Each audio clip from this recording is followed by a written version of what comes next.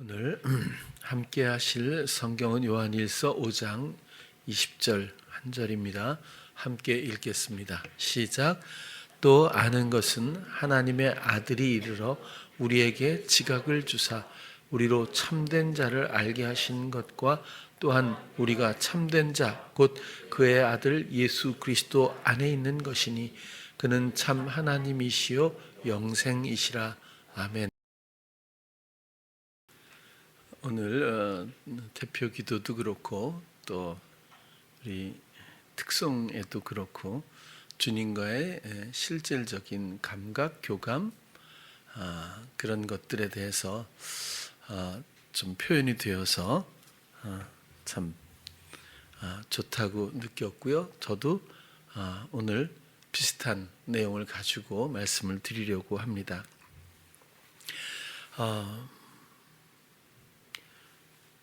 사람이 무엇일까라는 끝도 없는 질문은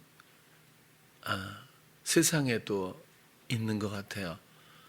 믿는 사람들도 그런 의문이나 스스로에게 자문자답을 할 때가 있는 것 같아요.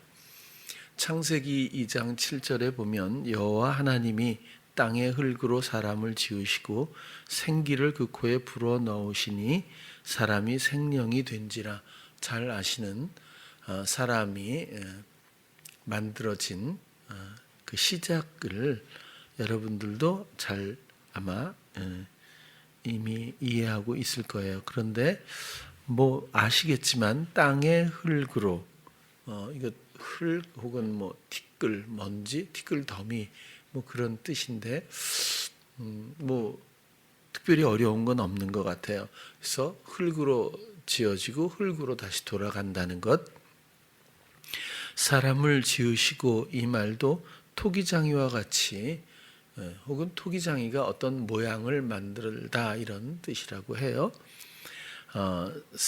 생기는 생은 뭐 살아있는 생명 혹은 피조물 그런 뜻이고요. 기는 호흡, 영감, 영혼 그런 뜻이라고 하고요. 그래서 땅의 흙으로 사람을 지으시고 만들어서 생기를 그 코에 불어 넣으시니 그래서 결국 호흡이 있는 생명체가 되었고 혹은 영감을 갖게 된 존재가 되었고 영혼을 부여받은 존재가 되었다. 뭐 그렇게 이해를 하면 되겠죠. 사람이 생영이 된지라. 영적인 존재만을 말하는 것이 아니라 여기서 생영, 살아있는 영이란 의미는 육체적, 정신적인 생명력. 그래서 육체적인 생명력도 물론이고 정신적인, 영적인 생명력을 갖게 되었다. 그런 뜻이겠죠. 생각을 잘 안 하고 살지만 생각해 보면 사람이라고 하는 존재가 참 신기하다고 봐요. 우리 아기들 봐도 그렇고 뭐 진짜 언제 태어나서 이렇게 컸는지 애들이 크는 모습이 보이듯이 일주일마다 보니까 조금 아주 갓난아기 아기 때도 좀 그런 게 보이지만 한 10살 안팎 되면 막 쑥쑥 자라는 게 보이고 조금 더 지나면 더 많이 보이는 것 같고 근데 엄마 아빠가 만나서 엄마 아빠의 사랑의 결합 가운데서 눈에 보이지도 않는 뭐 알다시피 정자나 난자의 결합으로 어떻게 사람이 이렇게 폭발하듯 성장하고 만들어져 가지고 이런 모양을 갖게 되고 모양새만 있는 게 아니라 뭐 눈만 해도 이렇게 뭐 진짜 구조가 신기하잖아요, 그죠? 그냥 막연히 보이니까 보이나 보다였는데 이제 나이를 먹고 안 보이기 시작하면 그 기능에 대해서 관심을 갖게 됩니다. 그래서 수정체가 잘 말을 안 듣는다든지 망막에 상이 잘 안 잡힌다든지 뭐 여러 가지 뭐 안압이 뭐 떨어진다든지 뭐 있겠죠. 그래서 눈에 대해서 관심을 갖게 되고 잘 안 들리다 보니까 귀에 대해서도 관심을 갖게 되고 근데 알면 할수록 신기한 거예요. 이게 뭐 뿐이겠어요. 코도 그렇고 뭐 기능은 조금씩 다른 것 같아요. 아영이 같은 경우는 상한 고기를 냄새를 맡아도 잘 모른다 그러고 또 어떤 아이는 상하지 않았는데 굉장히 상한 것 같다고 그러기도 하고, 물론 조금씩 다르지만 개만은 하겠어요, 사람이. 근데 이 기능들도 보면 아무튼 하나님이 절묘하고 오묘하고 오차 없이 손과 발, 사람 손에 손톱이 없으면 어떻게 됐을까 이런 생각도 들고, 뭐 진짜 발가락도 필요 없는 것 같은데 다 하나만 없어도 보행이 어렵다고 그러고, 뭐 뭘 씹어서 먹는 뭐 이런 치아라든지 뭐 또 소화 뭐 이런 모든 과정들이라든지, 뭐 세포가 일경인데 뭐 미생물이 십경이라며 사람 몸에, 우리가 과연 이게 내가 사람인지 미생물 덩어리인지 그런 생각도 해보게 되고, 사람이 과연 뭘까 여러 가지 기능들을 부여받긴 했는데 어차피 폭발하듯 세포 분열을 통해서 그리고 노화를 통해서 짧은 순간에 잠깐 있다 없어지는 안개인 것만은 비유가 맞고 들풀과 같기도 하다는 것도 이해가 됩니다.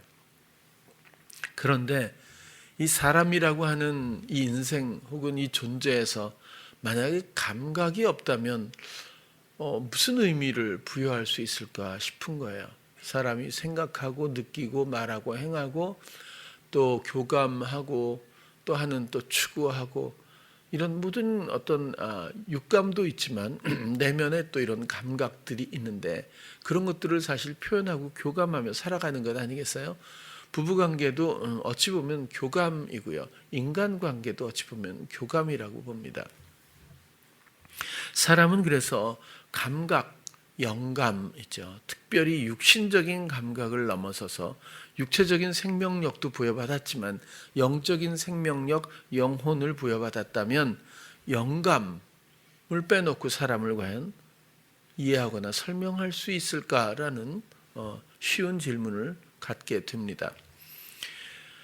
그렇다면 영감, 하나님에 대한 감각, 하나님이 사람을 왜 지은 거지? 왜 만드셨을까? 하나님과 사랑하시려고, 하나님의 영원한 생명에, 하나님의 영원한 그 사랑의 헌신 가운데 그 사랑의 마음을 알고 하나님은 사랑하는 존재로서 소멸되지 않는 영원한 몸과 그리고 그 영혼 가운데서 함께 사랑의 소망을 갖고 지으신 것만큼은 아주 분명합니다. 그러나 정작 그 감각을 하나님께 드리는 사람은 드물다는데 문제가 늘 있는 거죠. 성경의 이야기도 그런 관점에서 보면 계속해서 하나님께 마음을 돌이키지 않고 세상으로 나아가고 또 자기의 소견대로 사사기의 맨 마지막 사사는 하나님의 말씀을 전하고 하나님의 뜻대로 통치하기를 원해서 통로되었던 사람들의 기록일 텐데, 그 사사기의 맨 마지막 절은 그때 이스라엘의 왕이 없으므로 통치자가 없으므로 사람이 각각 그 소견에 옳은 대로 행하였더라. 사람이 스스로 옳은 대로 그렇게 생각대로 자기가 원하고 자기가 생각해서 옳은 대로 그렇게 행하면서 살았더라. 자신이 생각하는 대로 자신의 마음에 원하는 대로. 그 내용은 전혀 중요하지 않다고 몇 번이나 말씀을 드렸을 거예요. 아무리 고귀해 보이고 아무리 정말 아름다워 보이고 선해 보여도 그 출처가 자기의 생각이면 그것은 전혀 가치, 의미가 없다고도 말씀을 드립니다. 육체의 감각을 쫓아 살아가는 감각의 낭비가 얼마나 하나님 앞에 패역한지를 우리는 그 창조의 원리로부터 충분히 이해할 수 있다고 생각을 합니다. 우리의 감각을 끊임없이 빼앗는 사단의 모든 시험들은 끝나지 않을 겁니다. 세상이 끝날 때까지 아주 복합적이고 다양하고 유능한 그 시험들과 회방들은 사람들을 향해서 언제나 왕성하겠죠. 그래서라도 모든 의식과 자각이 하나님을 향해 나가는 것이 옛사람의 죽음이자 세례라고 베드로는 표현했다고 저는 생각을 합니다. 그리고 모든 감각을 주님께 드려 그 교감 가운데 인도받고 또 순종할 때 비로소 그것을 그리스도 안에 있다, 그렇게 말할 수 있습니다. 어떤 선교사님의 간증을 유튜브에서 봤어요. 이분이 선교지에서 크게 교통사고가 나서 20일 동안 혼수 상태에 있었다고 해요. 그런데 그 혼수 상태 가운데서 예수님을 만났대요. 그래서 예수님 그 과정들이 있는데 예수님을 만났는데 그 옆에 사단이 서 있었다 그래요. 그래서 예수님이 맞이해 주는데 그 앞에서 사단이 있고 예수님이 있는데 사단이 정죄를 하더래요. 얼마나 나쁜 놈이고 얼마나 죄를 많이 진 놈인지 뭐 이렇게 참소를 하는 거죠. 고소를 하는 거죠. 그러면서 어려서부터 자기가 지은 모든 죄가 그 장면이 쫙 펼쳐지는데 자신이 기억도 못하는 정말 부끄럽고 끔찍하고 민망한 모든 일들이 순식간에 쫙 펼쳐졌다는 거예요. 도저히 얼굴을 들지 못하는 그때라도 사단은 계속해서 참소를 하고 일일이 그것을 가지고 정죄해서 마땅하다 하면서 죄에 대해서 사단은 끊임없이 그렇게 정죄를 요구를 했다고 그래요. 근데 끝내 예수님은 그 모든 장면을 보면서도 자기를 정죄하지 않으셨다. 그러면서 그분이 하는 얘기가 로마서 8장 1절을 얘기해요. 누구든지 그리스도 예수 안에 있으면 결코 정죄함이 없나니, 이렇게 얘기를 하면서 그 정죄에 대해서 여러분들도 언젠가 죽을 겁니다. 언젠가 몸을 떠날 때 하나님 앞에 누가 당당히 설 수 있겠습니까? 그러나 하나님은, 우리 주 예수 그리스도는 정죄하시는 분이 아닙니다 하면서 그리스도에게 이제 집중하자는 뜻으로 그 이야기가 흘러가겠죠. 근데 제가 조금 더 생각해 보기 원하는 부분이 있었어요. 뭐냐면 예수님 자체가 정죄하지 않는 분은 맞아요. 그러나 그것은 그냥 우리가 죄를 졌는데 봐줄게 이렇게 생각하면 조금 아쉽다는 거예요. 물론 그분도 그런 뜻으로 이야기한 건 아니겠지만 좀 더 설명이 필요하다면 그리스도 예수 안에 있어야 한다는 겁니다. 그것을 빼놓고 죄, 정죄 이런 얘기를 하면 이것은 그야말로 처음부터 모순이라고 저는 생각을 해요. 그리스도를 위해서 헌신적인 일을 했다고 정죄받지 않는 것이 결코 전 아니라고 봅니다. 그리스도 안에 있어야 하죠. 그리스도 안에 있는 자는 결코 정죄함이 없는 거지, 교회 다닌 사람들을 정죄하지 않는 건 아니고, 하나님의 뜻을 위해서 뭔가 헌신했던 그 공로 때문에 정죄하지 않는 게 아니라는 거예요. 여러분, 우리의 노력 때문에 뭔가 보상을 받듯이 정죄를 죄 정죄죠. 이걸 피할 수 있는 것이 원리가 아니라는 거죠. 그리스도 예수 안에 있어야 더 이상 죄와 상관이 없기 때문에 결코 죄를 물을 일이 없다, 이런 뜻으로 저는 극단적으로 보면 그렇다는 뜻이에요.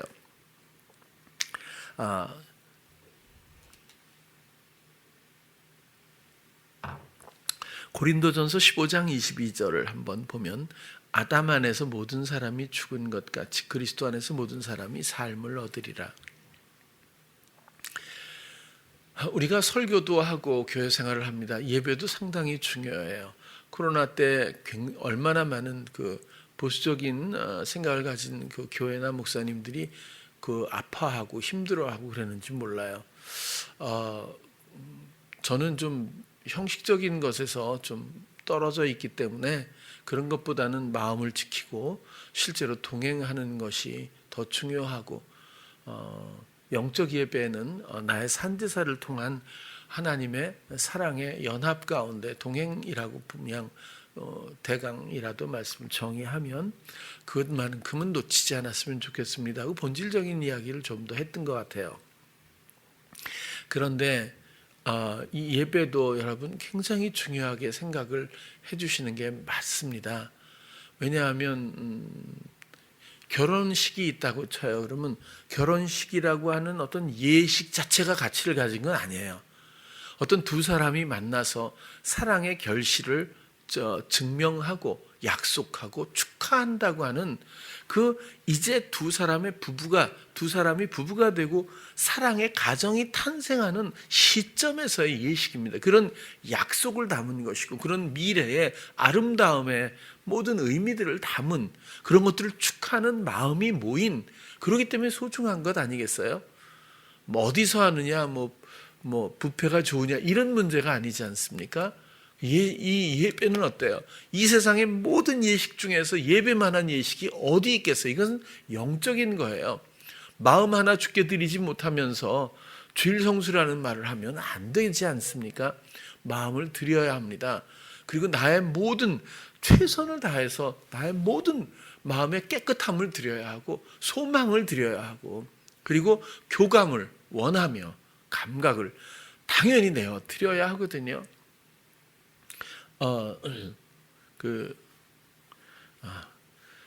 아담 안에서 모든 사람이 죽은 것 같이 그리스도 안에서 모든 사람이 삶을 얻으리라. 사실 이 예배도 중요하지만 더 중요한 건 우리와 예수 그리스도의 관계겠지요. 그게 더 본질적인 문제인데요. 예수님이 우리 안에 계시고 우리가 이렇게 신앙생활을 하고 예수를 믿는다는 건 뭐죠? 그런 생활을 유지하자는 뜻은 아니겠죠. 목적은 그런 게 아니에요. 뭐죠? 그리스도가 나의 생명이기 때문이에요. 그리스도가 나의 사랑이기 때문이에요. 그리스도가 나의 그야말로 어리석은 나의 지혜가 되셨기 때문이에요. 그리스도가 나의 보배이기 때문이에요. 그리스도가 나의 이젠 전부이기 때문이죠. 그분이 우리의 생명 되십니다. 맞죠? 근데 나는 아담에 속해 있는가? 나의 삶의 속성은 아직 아담에 속해 있는가? 아니면 나의 삶의 모습이 그리스도 예수 안에 있는가? 이건 여러분 그냥 지나칠 문제가 아닙니다.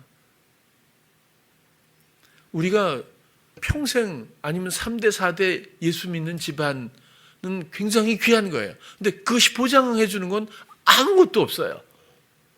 그것을 나쁘다고 어떻게 말할 수 있겠어요? 굉장히 귀한 거예요. 그러나 그것만으로는 그건 본질은 아니에요. 그렇죠? 뭐죠? 예수 그리스도 안에 있어야 하지 않겠어요?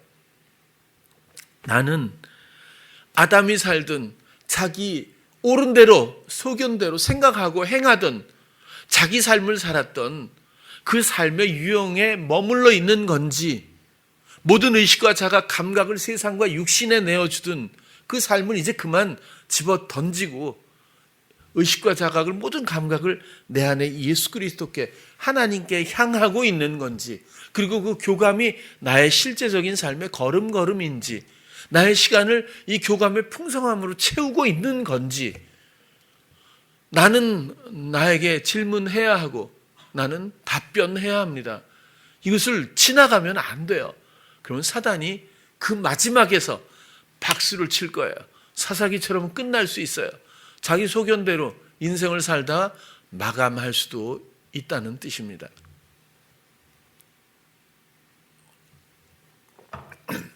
아담 안에 있으면 예수 그리스도 안에서 하나님 앞에선 죽은 겁니다. 그는 생명을 부여받지 못했고 선물로 받지 못했고 생명에 접근하지 못한 사망에 거하고 사망의 왕인 사단과 함께 멸망할 수밖에 없는 같은 처지로서 취급당할 수밖에 없는 영혼으로 끝난다는 것이 성경의 증거입니다.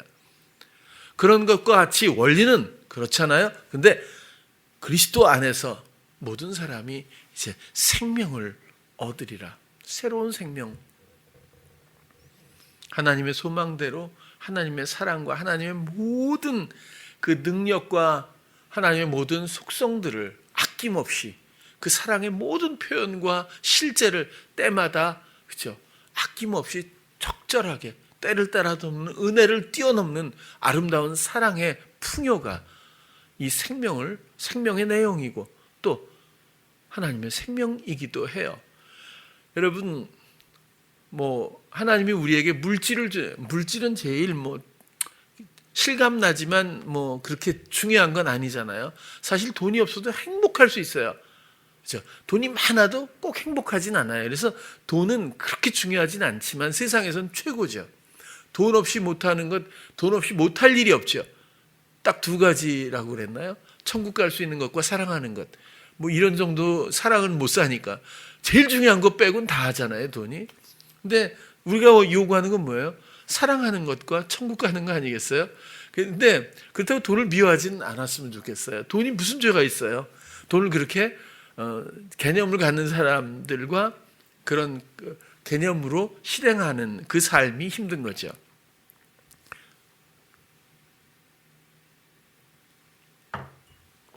제가 이야기를 하다가 이젠 좀 심화돼서 굉장히 좀 더 안 좋아졌더라고요, 혈류가. 그래서 말하다가 까먹어요. 그래도 지난주에도 물어봤거든요. 그랬더니 전혀 아직 티가 안 난대. 그래서 이런 소리를 안 하려고 그랬는데 일단 하는 게 편한 것 같아서 이해해 주시기 바랍니다. 넘어가더라도 아무튼 그리스도 안에서 모든 사람이 이 삶을 얻으리라. 이것은 그냥 똑같은 삶의 어떤 유형이 달라진 게 아니에요. 사망이었다가 생명인 거예요. 하나님이 사람을 지으신 목적에 부합하는 진정한 생명나무로 기다려서 약속했던 사랑의 생명입니다. 하나님의 생명이고 하나님의 모든 기업을 내어주고도 남을 만한 예수 그리스도와 동반하는 진정한 생명입니다. 이 모든 것들은 감각에서 오죠. 그렇죠? 이 모든 것들은 우리가 모든 감각을 하나님께 향할 때부터 열리기 시작합니다. 우리의 모든 감각이나 관심사가 세상과 육신, 아무리 좋아 보여도 자녀, 나쁠 게 뭐가 있어요? 자녀에 대한 건강과 행복, 나쁠 게 뭐가 있겠어요? 남편, 아내, 가정, 사회 또 혹은 남을 돕는 것, 이타적인 선한 많은 일들도 있어요. 나쁠 게 뭐가 있겠어요? 그곳에 마음을 빼앗기는 게 문제라는 겁니다. 예수 그리스도와 함께 그 길을 가며 그리스도가 원하는 그 길을 위해서 그리스도가 원하는 대로 우리가 행할 수 있다면 어딜 가더라도 그런 배경은 문제가 되지 않습니다. 사랑하는 사람끼리 어느 곳을 여행을 해도 배경은 문제가 되지 않아요. 그런 것과 비슷하다고 생각이 들어요. 여러분, 아담 안에 있지 않기를 바라요. 그리스도 안에 있기를 바랍니다. 이것은 여러분들이 너무 쉽게 선택할 수 있는 일이에요. 회방 때문에 필요성조차 못 느끼고 아담 안에 있으면서도 안전하다고 생각하는 것 같아요. 부디 여러분들이 확연한 전환이 꼭 있기를 바라고요. 고린도전서 5장 17절 그리스도 안에 있다는 것, 이런 구절들을 몇 개 찾아본 거거든요. 그런즉 누구든지예요.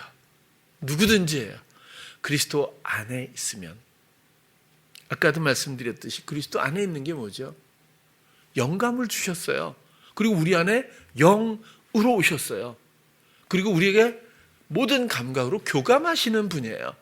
의식과 자각만 향할 수만 있다면, 의뢰할 수만 있다면입니다.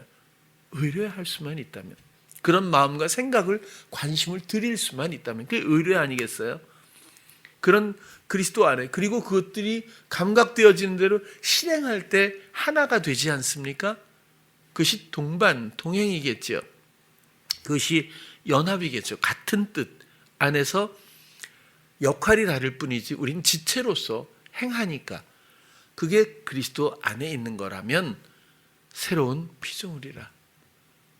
새롭게 처음 토기장이가 지은 그것과 다르게 이제는 보배합으로 우리가 다시 귀하게 새롭게 존재감을 부여받는 겁니다. 그리스도로 말미암아. 이전 것은 지나갔다. 우리가 아담 안에 거하던 그 삶은 지나갔다. 보라, 새 것이 되었도다. 이 전환이 우리에게 꼭 있기를 정말 바랍니다. 에베소서 1장 4절도 보면 창세전에 그리스도 안에서 우리를 선택하셔서 우리로 사랑 안에서, 그리스도 안에서나 사랑 안에서나 똑같아요. 모든 일들이 하나님의 사랑 때문에 시작했고, 그리스도는 뭘 의미하죠? 나를 향한 사랑의 정점입니다. 결정체가 예수 그리스도 아니겠어요? 예수 그리스도가 사람이셨다면 당연히 사람이지만 무엇하러 하나님이 사람이 되어야 했을까요? 나를 구원하시려고, 나에게 생명 주시려고, 나의 생명 되시려고, 나의 사랑 때문에. 그래서 그리스도 안에, 이 말도 당연히 그리스도는 사랑이고 사랑 안에서 거의 같은 흐름으로 보여져요. 우리로 사랑 안에서 그 앞에 거룩하고 흠이 없게 하시려고.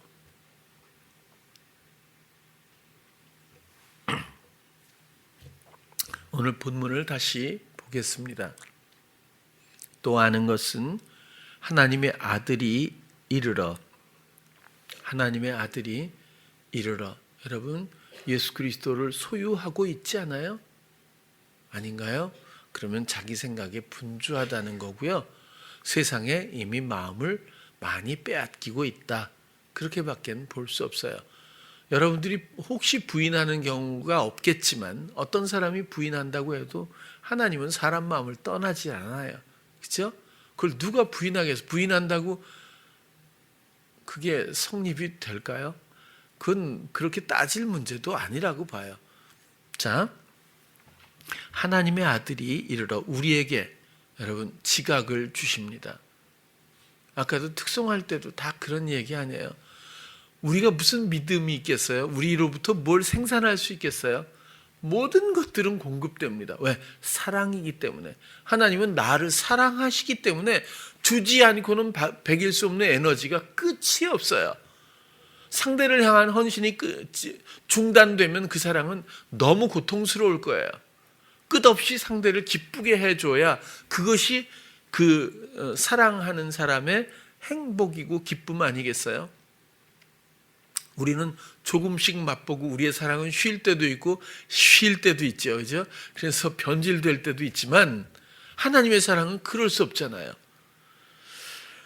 우리에게 지각을 분명히 주십니다. 우리의 감각을 부디 하나님의 아들 우리 주 예수 그리스도께 언제나 드릴 수 있었으면 좋겠어요.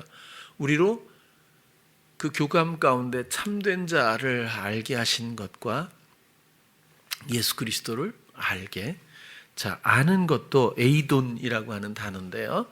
참된 자 예수 그리스도를 알게 하셨다. 아는 것, 이 단어를 찾아보면요. 감각적인 인식에서 아는 것, 하나님 나라를 아는 것, 내면적인 주목으로 알아차리는 것, 누군가와 시간을 보낸다는 그런 관점에서 만난다는 것, 그런 의미, 또 개인적인 경험으로 아는 것, 이렇게 설명되어 있어요. 조금 더 구체적이지 않습니까?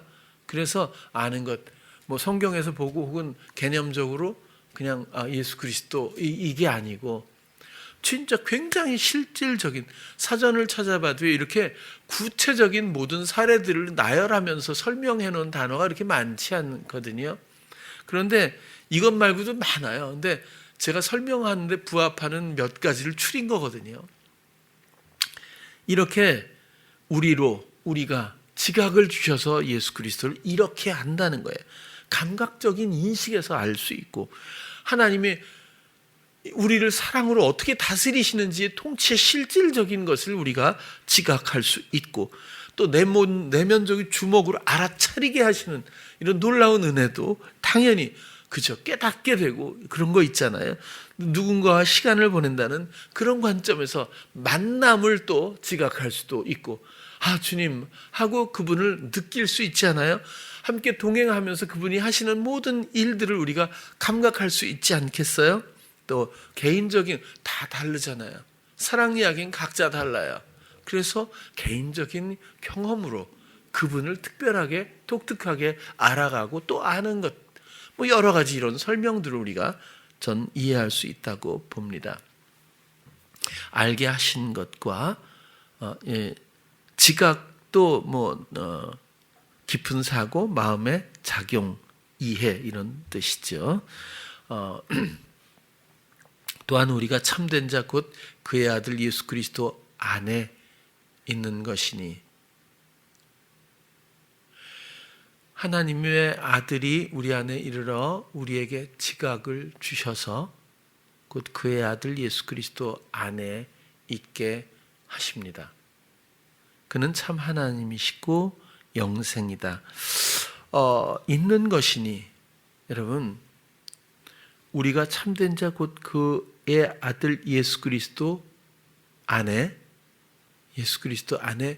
있는 것이니, 그러면 우리가 예수 그리스도 안에 있다. 아까 설명드린 대로 그분의, 우리가 모든 감각을 들여 그분의 생각에 하나 되고 교감되고 그분의 마음을 알아차리고 그분의 마음을 기뻐하고 감동하고 그것을 실행하기를 원하시는 믿음과 힘을 주셔서 그것을 실행하고 순종할 때 또 다른 기쁨이 주어지고, 그런 것들이 예수 그리스도 안에 있는 모습이라고 설명드릴 수가 있는데, 여기서 있는 것이니 라고 하는 단어는요, 에스멘이라고 하는 단어인데요, 에고 에이미가 있잖아요. 나는 무엇이다 이렇게 말씀드렸잖아요. 근데 여기서 있는 것이니, 이것은 너는 무엇이다 이런 뜻이래요. 그러니까 우리의 새로운 존재감이 예수 그리스도 안에 있는 그가 너야, 이런 뜻으로 이해를 좀 좁혀가면 어떨까 싶어요. 하나님은 그걸 원하신 거거든요. 처음에 우리를 토기장이처럼 빚으셨을 때 생기를, 영감과 영혼과 이런 생명력을, 육체적인 정신적인 생명력을 부여하셨을 때에 진짜 원하는 건 뭘까요? 에덴 동산에서 하나님과 뛰놀며 거기서 사시는 그게 아니라 사랑으로 우리 안에 오셔서 그가 육신이 되어 우리의 모든 이런 일들을 담당하시고 성령으로 우리 안에 오셔서 그 사랑이 유일하게, 사랑 이야기가 유일하게 그 사람만의 사랑으로 오셔서 그것에 영원한 생명을 원하셨다라고 말씀드리면서, 그게 완성이에요. 그게 하나님의 소망의 끝이라고 저는 봅니다.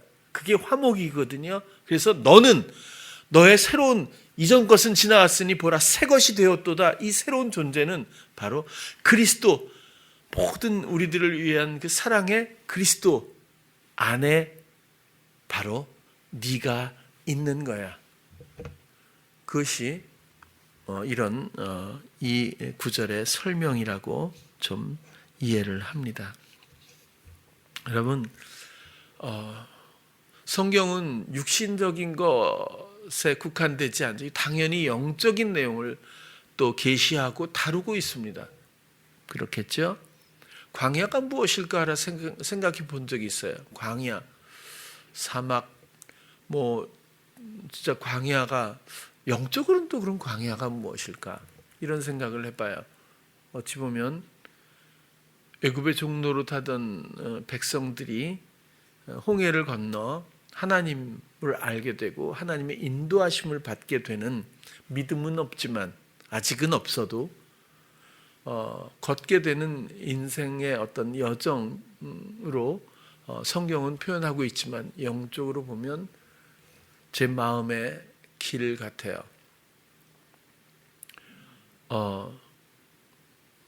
스스로는 생명을 유지할 수 없고 다가갈 수 없고, 아직 믿음으로 하나님의 젖과 꿀이 흐르는 말씀이 다스리시는 사랑의 통치 안에 들어가지 못했다고 해도 은혜는 끝이 없습니다. 은혜는 언제나 있죠.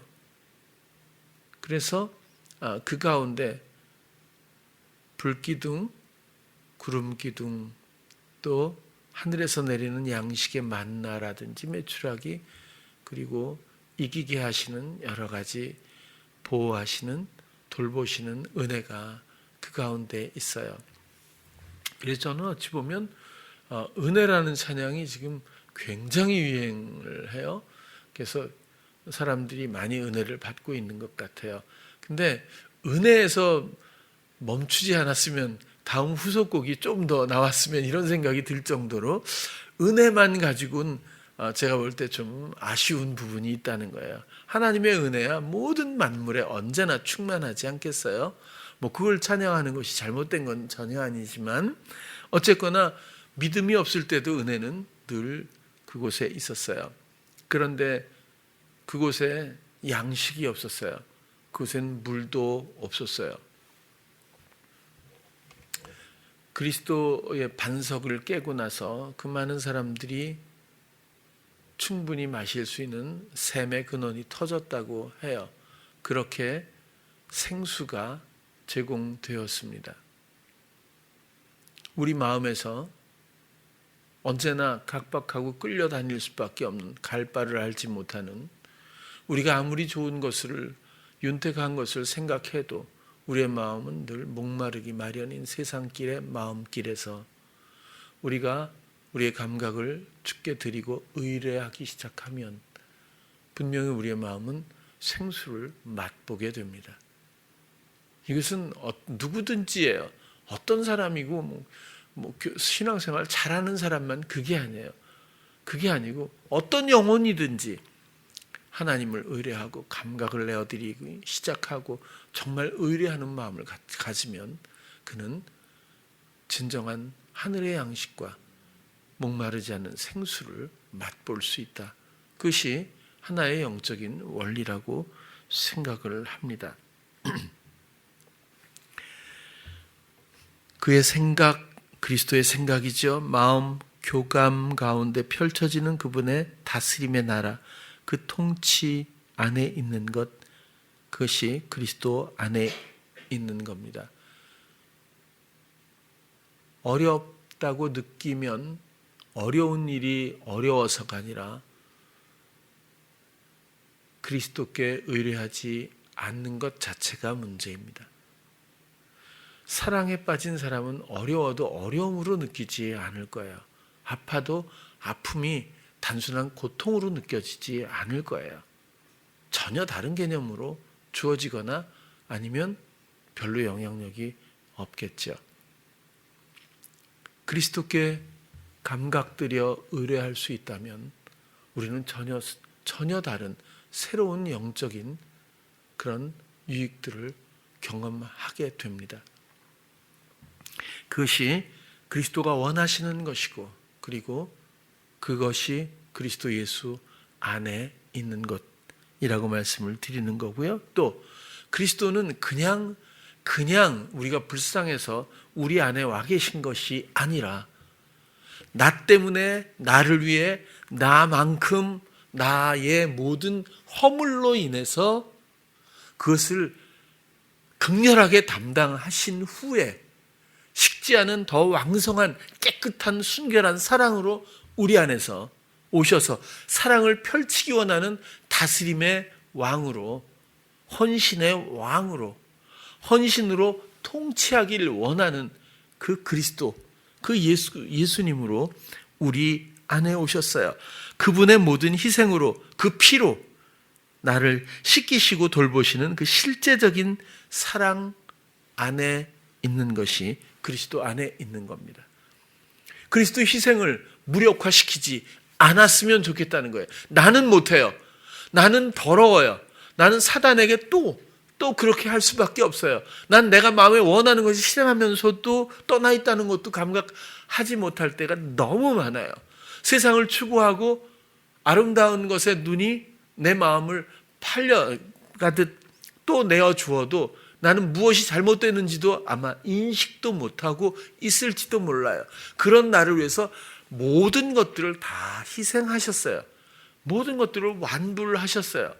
그런 줄로 알고 이젠 우리가 이 시도를 멈추고 감각을 드리기만 하면 의뢰할 수만 있다면 이미 나를 위해서 하신 모든 희생의 일들이 이제는 사랑으로 우리의 마음을 덮고 사랑으로 우리의 마음을 빛나게 하고 사랑으로 우리의 마음을 기쁘게 하실 거예요. 그것이 예수 그리스도 안에 있는 겁니다. 막연한 게 아니라는 거죠. 주님만을 생각하고 주님만을 기대하고 주님만을 따르고 주님의 뜻만을 기뻐하는 사람이 그래서 그리스도 예수 안에 있는 사람입니다. 그 사람에게 정죄할 게 무엇이겠어요? 누가 참소하겠어요? 그래서 이것은 우리가 죽고 나서 천국 가서 심판대에서 일어나는 일이 아니라 지금 이 순간 나를 바라보며 나의 영혼을 부여하시고 영감을 부여하신 하나님 앞에 나의 영감은 과연 어떻게 소용되고 있는지 내가 나를 알지 않겠어요? 아니 몰라도 우리의 감각을 주께 드리고 의뢰할 수만 있다면 깨닫게 하시는 지각을 주시는 그리스도로 말미암아 알게 하시지 않겠어요? 그것도 하지 않는다면 다른 말로 패역이라고 밖에는 설명할 수 없을 거예요. 우리는 패역의 근원은 아니에요. 패역의 끈앞을처럼 종로로 타는 것뿐이죠. 그러나 패역의 영역에 있는 것은 어쩔 수가 없는 겁니다. 여러분 생각을 그냥 놔두지 마세요. 아주 무서운 일입니다. 생각 하나 제어하지 못하고 분별하지 못한다면 무엇을 할 수 있겠어요? 그런데 이것도 우리가 하는 게 아니에요. 주님에 대한 관심 하나로 그런 생각은 물러갑니다. 사랑이신 주님이 우리를 사랑하는 그 사랑의 흐름이 우리를 감싸고 보호합니다. 또 마음을 빼앗기지 않길 원해요. 잠깐 있다가 보이다가 없어지는 안개 같은 인생에서 어떤 가치의 마음을 빼앗겨야 내어주어야 합니까? 자녀에 대한 것, 얼마나 우리 교회는 자녀들을 위한 교회 아닙니까? 그럼에도 불구하고 육신적인 어떤 소망이나 갈망을 가지고 자녀를 대하면 안 됩니다. 그리스도의 통로로서 그리스도가 보내주신 소중한 영혼으로 바라보고 영적인 교감 가운데 자녀를 대해야 마땅하고 그리스도의 뜻이 그 자녀에게 흘러서 그리스도를 나보다 더 선명하고 더 기쁨으로 의뢰할 수 있는 그런 영혼으로 또 그런 영감을 가진 하나님의 사람으로 당연히 양육해야 우리가 본분을 다하는 거라고 생각을 합니다. 죽게 맡기는 부모님들이 꼭 되기를 바랍니다. 우리의 모든 감각을 주님께 드려서 그리스도 예수 안에 거하는 사랑하는 찬양교회 성도님들 모두 되시기를 간절히 축원합니다. 기도하겠습니다. 사랑의 하나님, 우리들을 지으시고 생기, 영혼을 영감을 부여해 주셨습니다. 우리의 영적인 감각조차 세상에 내어주고 또 순간의 생각마다 주님을 생각하고 의뢰하기보다는 세상적인 것을 도모하고 추구하였는지도 모릅니다. 이 근본적인 시험으로부터 우리를 건지시고 오직 지각을 주시는 예수 그리스도께 모든 것들을 의식과 자각을 내어드리며 의뢰하기를 원합니다. 사랑이신 예수 그리스도를 기대하고 소망하며 하실 일을 함께 바라보며 이 실제적인 사랑의 걸음걸음이 우리 모두에게 있게 하여 주시옵소서. 예수님 이름으로 기도드렸습니다. 아멘.